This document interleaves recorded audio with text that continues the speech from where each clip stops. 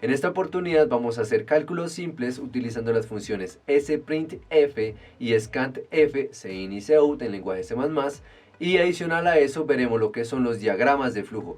Explicaremos cómo se puede realizar un diagrama de flujo respectivo para un código determinado y haremos algunos ejercicios y algunos códigos respectivos dando uso a estos diagramas de flujo. Muy bien, amigo mío, empecemos con la clase. Principalmente es importante lograr crear un código a partir de un respectivo diagrama de flujo, pues lo más recomendable para empezar a programar es dar uso a las herramientas lo más básicas posibles, hasta desarrollar una respectiva lógica. Por lo tanto, a continuación te mostraré rápidamente cómo funcionan los bloques de los diagramas de estado o diagramas de flujo, los cuales serían los siguientes. Tenemos que el inicial sería una estructura, donde tendríamos normalmente lo que es un inicio, o donde damos un inicio o un final. La parte inicial del código o final del código, que también es denominado terminador, el cual marca el punto de partida de cualquier algoritmo. Vamos con el siguiente. Tendríamos uno que es cuadrado, un poco rectangular, el cual es un proceso en el que se desarrollan todas las operaciones respectivas de nuestro algoritmo o código. Por ejemplo, aquí en el proceso se hace lo que son las sumas, restas, productos y cualquier tipo de operación respectivo donde se hacen uso de lo que son las variables, ya sean locales o globales. No te preocupes si no entiendes este término de variables locales o globales. Con el paso de los cursos te iré explicando más a fondo qué son estas variables. Continuemos. Tenemos lo que sería este diagrama o este cuadro, como lo vemos acá, escribe los datos respectivos en la consola, mostrando algún resultado particular o algún mensaje para el usuario. Aquí es donde normalmente le escribimos algo al usuario, le colocamos un título o demás a nuestro algoritmo. Continuemos.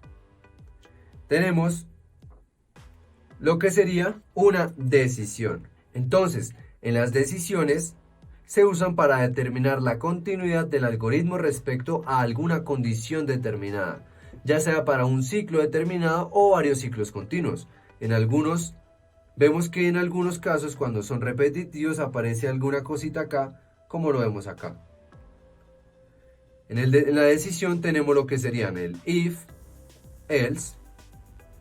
También podemos mencionar lo que sería el while, que es un ciclo repetitivo también, en donde se determina una decisión, también el ciclo for y algunos otros. Vamos con el siguiente. Tenemos lo que serían datos y bases de datos.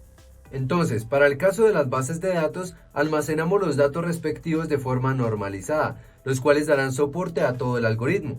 Quiere decir que en la base de datos yo hago un código respectivo y lo apunto a la base de datos y luego lo voy llamando con respecto al código mediante lo vaya necesitando poco a poco. Y el dato respectivo ya hace referencia a lo que son las variables, donde yo inicializo los datos, como por ejemplo coloco que x va a ser igual a 0 como una variable global o local dependiendo del caso, o cuando yo le solicito al usuario que me digite algún dato.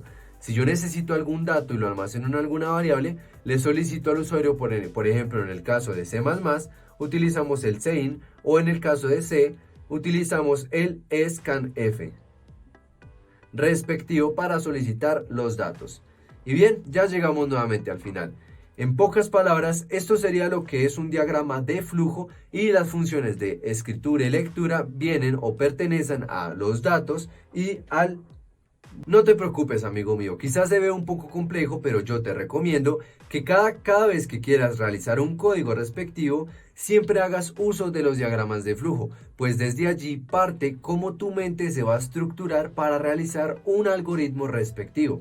No te preocupes si tu compañero o algún colega tuyo intenta hacer un código que queda totalmente diferente en estructura. Ten muy presente que cada mente, cada cerebro es totalmente diferente. Por lo tanto, él lo va a hacer diferente, tú lo vas a hacer diferente y cualquier otra persona siempre lo va a hacer diferente.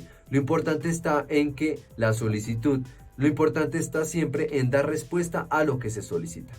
Muy bien, después de ver estos ejercicios espero que te quede bastante claro el uso de las funciones sprintf y scantf respectivamente, y adicional a eso los diagramas de flujo. Por favor, no olvides siempre programar dando uso de un diagrama de flujo para que en tu estructura mental sea de aquí en adelante única e inigualable a todos los demás. No siendo más, amigo mío, nos vemos en una próxima oportunidad.